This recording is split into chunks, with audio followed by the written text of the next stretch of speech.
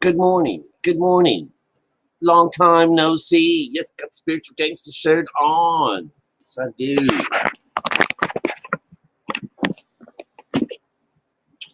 Well, welcome. Well, today's a art class day, and I'm going to be busy most of the day. Won't be able to get back to around 9:30 tonight. It's usually when I come in and talk to you about something. But I was thinking about it. I'm rolling around in the bed this morning thinking about what to talk about. And the way it was is that all night long, I was in the spot where I was trying to give birth to Jesus, all right, or this idea of giving birth to Jesus. And the way it works is, it's kind of strange and funny, but the idea behind um, birthing Jesus, which is what we're asked to do, is a simple procedure that involves both the Old Testament and the New Testament. That's why there are two of these colored guys together, all right? Because in the Old Testament, we're being introduced to this consciousness. We're being introduced to mother and father. We're also being introduced to the curse.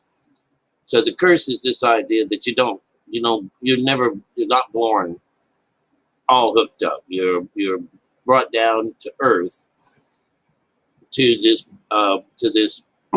beta conscious, which is about sin, about a sign, a particular wave that creates our lives, creates everything. But the idea of this begotten son, the only begotten son of the Father, it's a nice play on words because begotten, not made, is a situation where you're not having a child.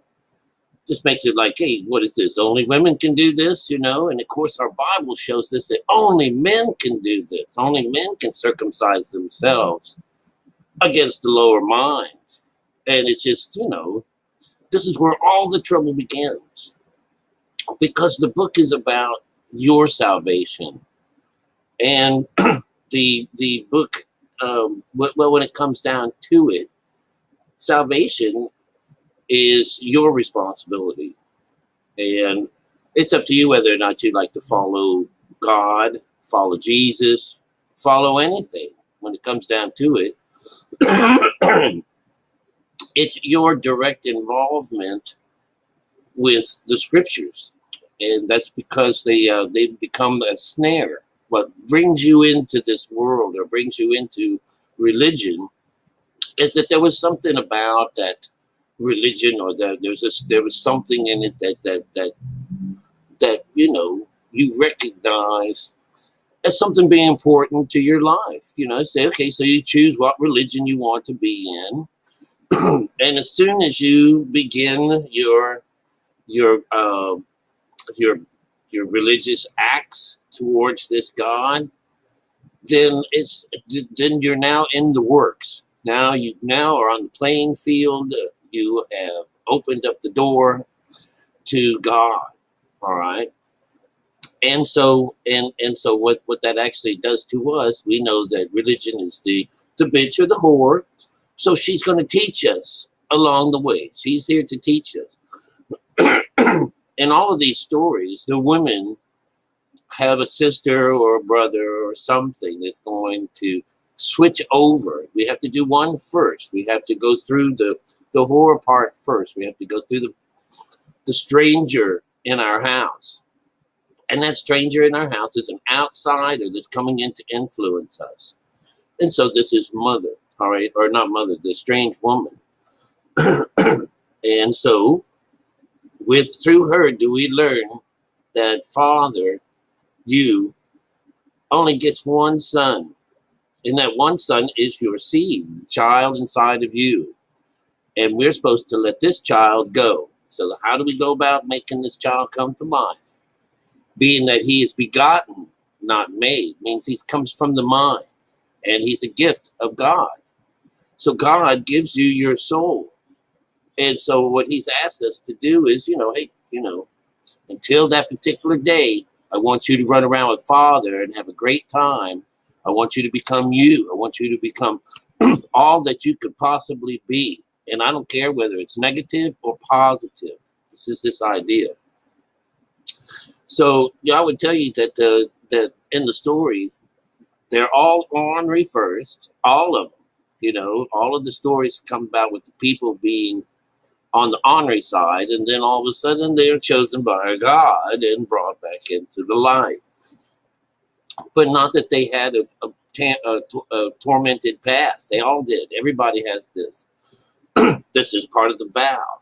So how you go about giving birth to God is by sitting still, listening to nothing, taking in no thought whatsoever, and having a very darkened space so that all of the electrical systems within your body can flip over to a different conscious, all right?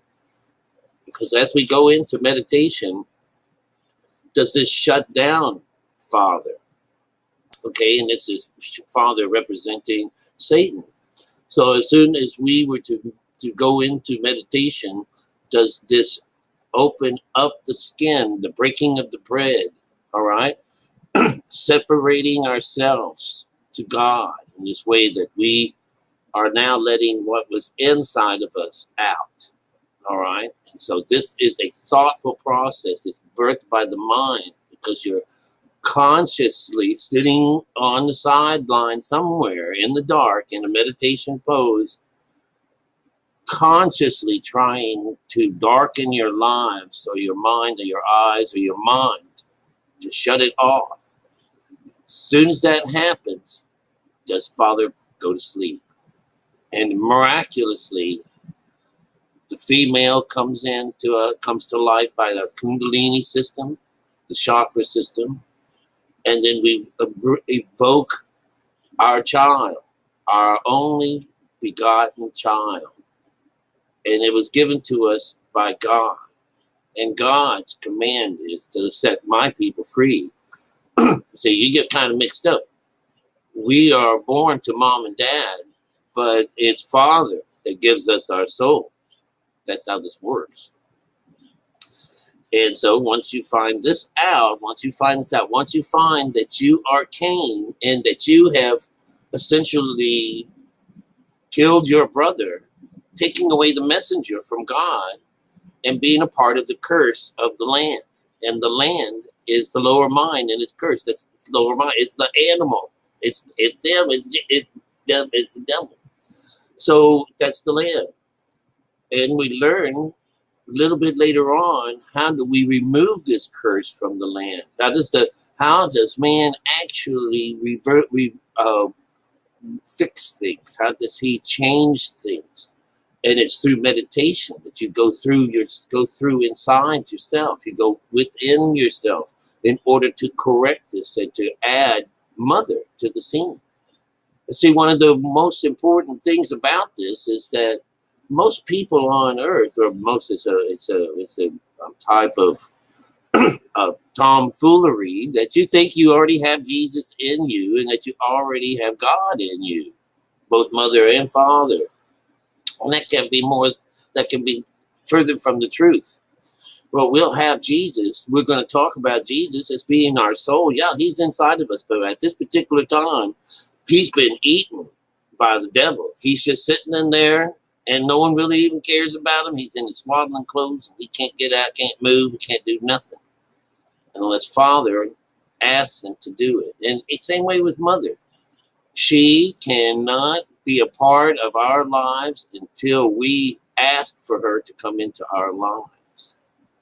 And it's only through her that our child inside of us is lifted up into a better place. All right? So this is this idea that, that once we reach the 33rd vertebrae, which is somewhere around here somewhere, which is the end of Jesus's life, then this idea, oh my God, this is where Jesus comes to life. It's right here. We meet him in the air, in third phase of consciousness. And it's a third, and it's known as theta frequency. And this is a brain wave that actually brings you from beta conscious. Remember, we want to separate from beta conscious, the earth conscious. We want to separate and bring our minds higher than that. And so the only way that you can do this is through your Kundalini energy system, is to raise your own energy through meditation. And so we think about Jesus, we think about where are we going with this, and we're going to the right side of the brain. We're going to try to ignite that right side of the brain. And you can only do that with your pineal gland. All right? There's no one else that can go up in here. This is the temple. And you're the high priest in your life. And you're the only one that's allowed in there. You'll notice that there's no way that the church can get in there. They can't switch anything around. They can't honor mother and father for you. And they certainly can't birth this child for you. In fact, you're waiting and waiting and waiting and waiting for Jesus to come into your life. Now, when Jesus does come into your life, and you're waiting and waiting and waiting, until then, you don't get the Holy Spirit either. You don't have mother in there at all. So not only when you're running around representing devil, the child of hell, basically, that's what you are on earth. That's what your conscious is. That we want to change that over. We want to bring it over to the higher side. And so we have one of the first things that our body does, our conscious does, or our soul, when it's released, is it brings up the skin and this bitch, the idea of these two witnesses are the thieves in your lives that have kept you from God all this time. And so this is you, you're the judge of this. Your soul brings up your skin, which is father, and also brings in mother, the idea of the moon side of this, representing our religious thoughts and thinking, have to be changed. And that's where the breaking of the legs comes in, because that's the fourth kingdom in the body situation, where you got the head is the gold, the body, the head is the gold, the arms and torso are the silver, and then we get the brass, and then we get the iron and clay.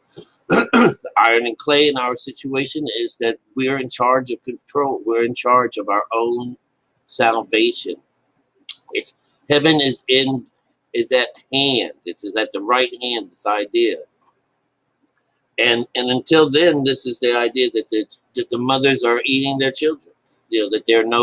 That they're boiling them and eating them and stuff like that. This is that idea of being, following Baal or Moloch. They have all kinds of names for the same guy, which is just an unclean spirit. And an unclean spirit is you.